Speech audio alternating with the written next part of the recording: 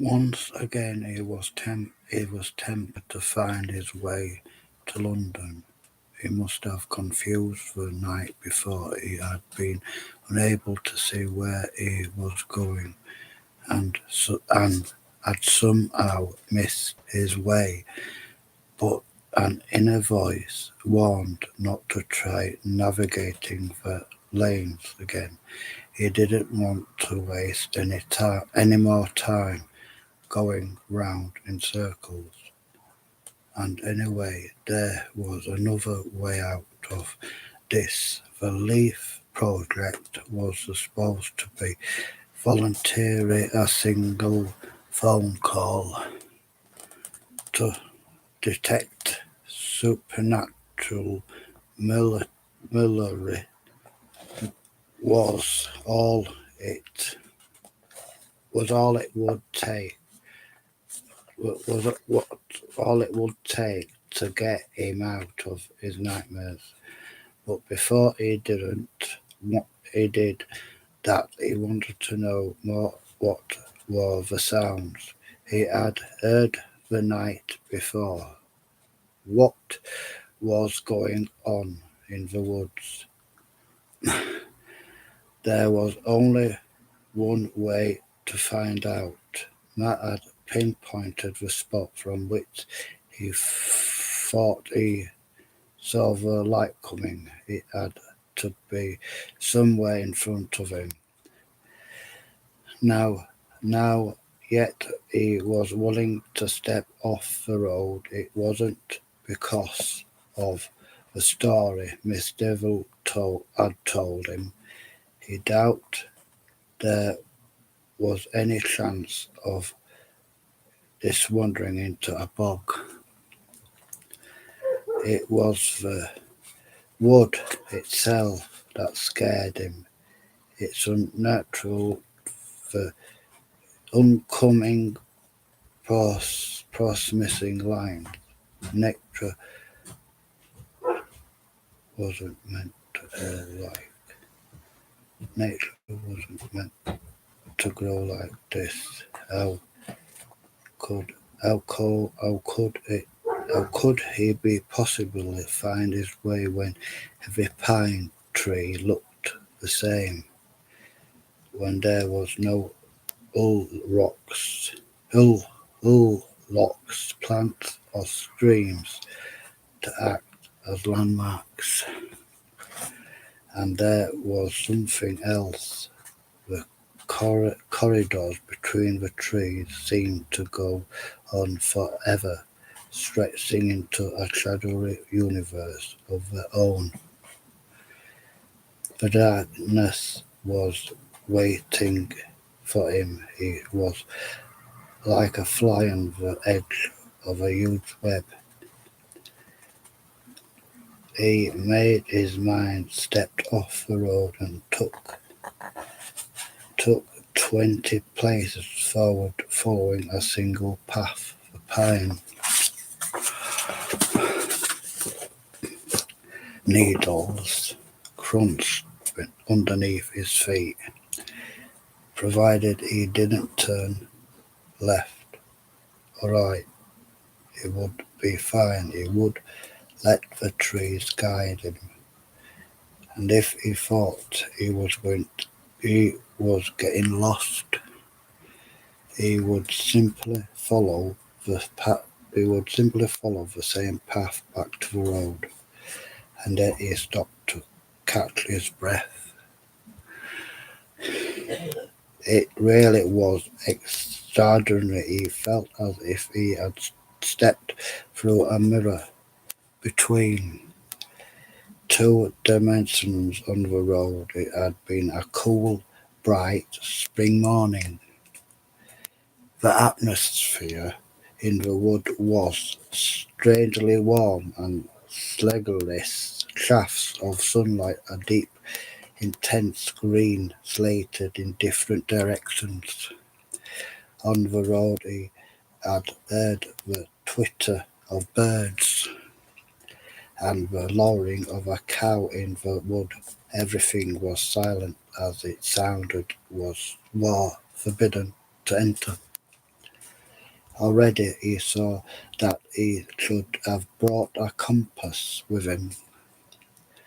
At the very least he could have brought something, a knife or a tin of paint, to help him find his way back. Way back he remembered a story he'd been told at school. Some Greek gay thieves or someone had gone into a maze to fight a creature that was elf man and elf bull. The Minotaur had been given a ball of wool, which he'd untensed, and that was how he'd found his way out. Matt should have done the same. He turned around and counted out loud, retracted the 20th piece he had taken. The road wasn't there. It was impossible. He looked back at the wood. The trees stretched and endless. He checked left and right the same. He took another 5 steps. More trees, all of them identical, running as far as the eye could see. And the further the road had disappeared, as if it had never been there either. That or somehow the trees had grown. That was what it felt like. The artificial wood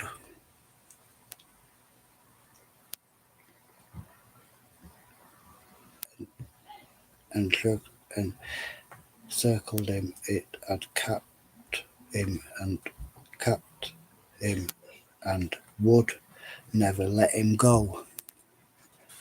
Matt took a deep breath, counted 20 pieces towards them, then turned left and walked another 10. Still no road, no matter where he looked, he saw the same thing.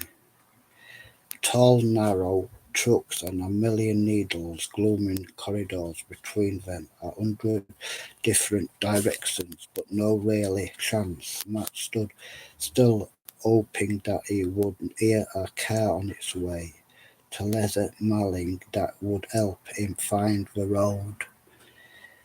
No no car passed a single coward somewhere high above. Otherwise, the silence was as quick as a frog.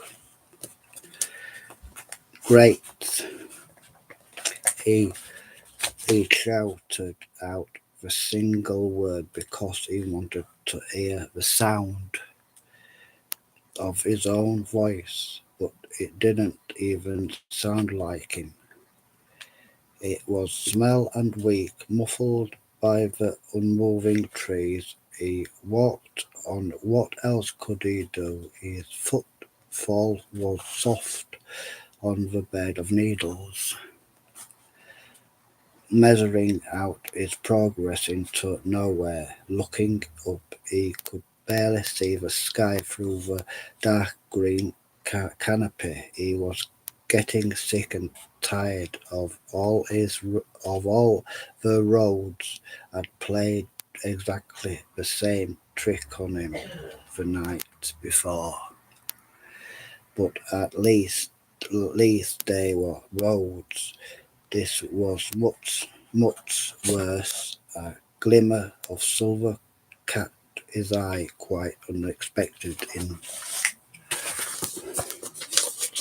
the middle in the middle of so much green. The sun was reflecting off something behind a wall of trees a short distance away. With a surge of relief, Matt turned towards it, leaving one path and following another. But if the but he thought he had discovered the way out. He was mistaken. There was no way forward. He found himself up against a tall fence, in rusting in place but still intact. The silver had seen was the wire. The fence was at least 6 meters high, and the top was barbed with steel spikes. It ran to the left and to the right, curving in what must be a huge circle. Behind the fence was a clearing in the centre of which stood a large building that was at least out of date, and yet fantastic. It was divided into two parts. The main part was a rectangular grey brick structure, 2-story high, with windows, half of them broken, running the full length. Some of the brickwork was cracked, with weeds and ivy eating their way into it, had obviously been there for a long time. Matt reckoned it must be 20 or 40 meters long. It would have fitted neatly onto the football pitch, but it was the second part of the building that draws his attention, painted white and reaching at least 20 meters high. It looked just like a giant golf ball sitting on the ground, as if I had rolled. There was no slit in the dome for a telescope. In fact, it didn't have any windows at all. The ball had also been stained by time, but the white paint was discovered, and in place it looked as if I had caught some sort of disease. But it was still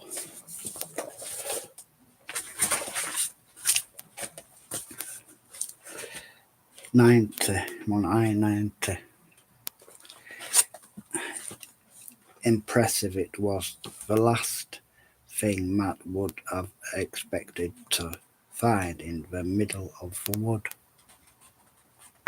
A brick passageway with a central door but no windows connected the two parts. Could this be the main entrance? Matt wondered if he could get closer. He had no idea what he was looking at. It would be good to find out. He turned right and followed the fence for about 40 meters. After a while, the wood fell back and he came to a pair of gates, firmly locked together with a heavy padlock on a fixed discolored chain. On one of the gates was a sign, the words painted in faded red paint on a peeling wooden board. Amiga 1. Amiga 1. Now Matt wondered if the building might have some military use. The sign said that it was a government property. The Ministry of Defence. Barely he examined the gates. They were old, but the padlock was new, meaning someone had been here recently. There was no way he was going to get it open. Looked up and saw a razor wire twisted round the top. So much for that. With growing curiosity, Matt continued around, following the fence opening to find a tree he could use to climb over. Instead, he found something better. There was a hole in the wire where several strands had rusted loose, and it was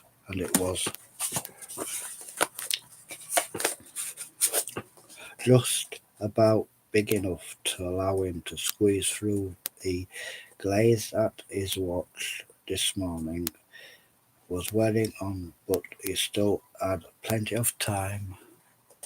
He was about to squeeze through when someone grabbed hold of him and spun him around. "What are you doing?" a voice demanded. Matt's heart launched after his time alone in the wood. He, he hadn't dreamt for a minute that there would be anyone else there.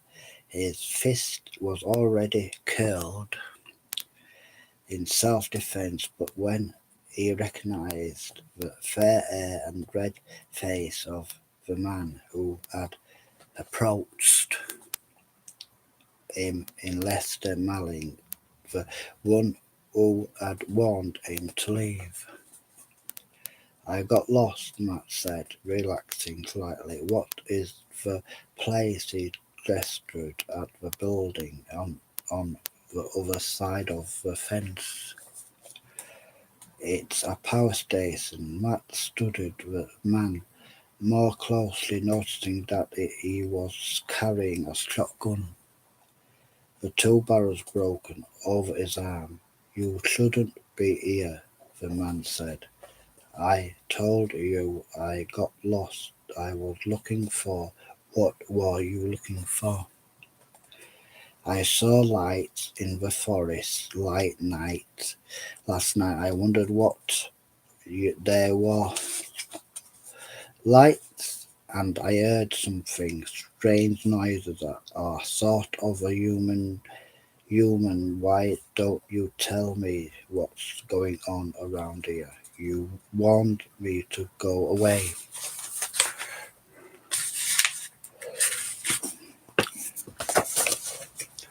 Why didn't you? I tried. Matt left it at that. He was in no mood to explain what had happened to him on the moonlight road. Where you warned me about. He dreamt. Why is everyone in Leicester Malling so weird? Who are you?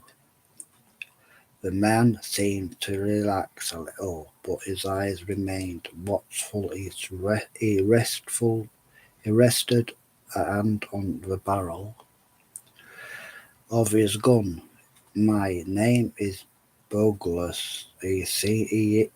Yes, Tom Douglas. I'm a farmer. I own Gledwell Farm down the Greater Malling Road. "And what are you doing here? Are you guiding this place?" "No, I'm hunting. Those woods are full of foxes. They come for my chickens in the night. I'm out to get a few of them." He patted the gun. "I don't hear any shots. I didn't see any foxes." Matt looked back at the building. He said this place was a power station. He began suddenly. The shape seemed more familiar. He had seen pictures at school. "It's a nuclear power station." Douglas nodded. "What the hell is it doing here?" "It's nothing." The farmer struggled. "It was an experiment tool. The government put it here a long time ago. It was before they started they started building the real things. They were looking into electric sources or energy, so they built Omega 1. And when they finished all the experiments, they shut it down.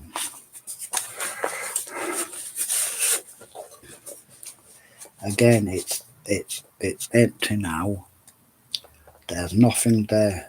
Anybody being any empty now. There's nothing there. Nobody's been anywhere near it for years.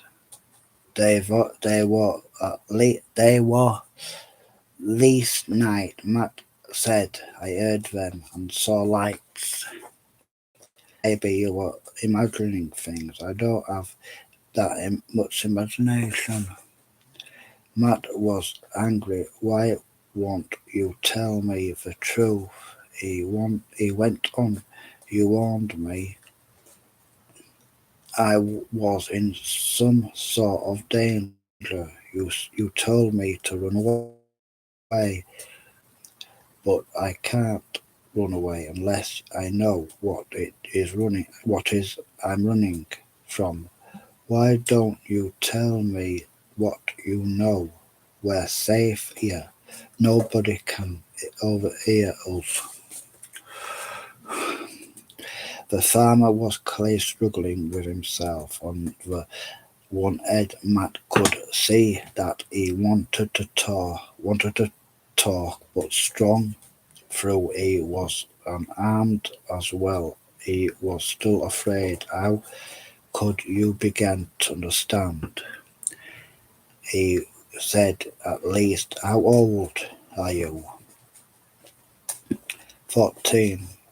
You shouldn't be here listening to me. I only come to this place a year ago. I was left money. I always wanted to have my own place. If I'd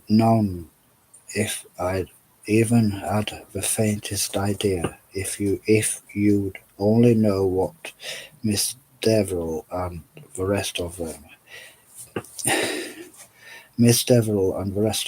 what about them? What are they doing? There was a rustic in the undergrowth, followed by an angry snarl. Matt turned and saw an animal appear, stepping out of the patch of a fern a couple of meters away. It was a cat, its eyes ablaze, its mouth wide open to reveal its fangs. But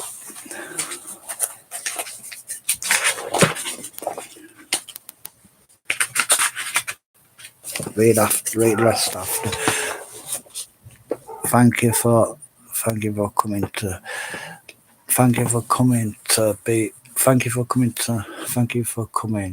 to listen to my book. That there.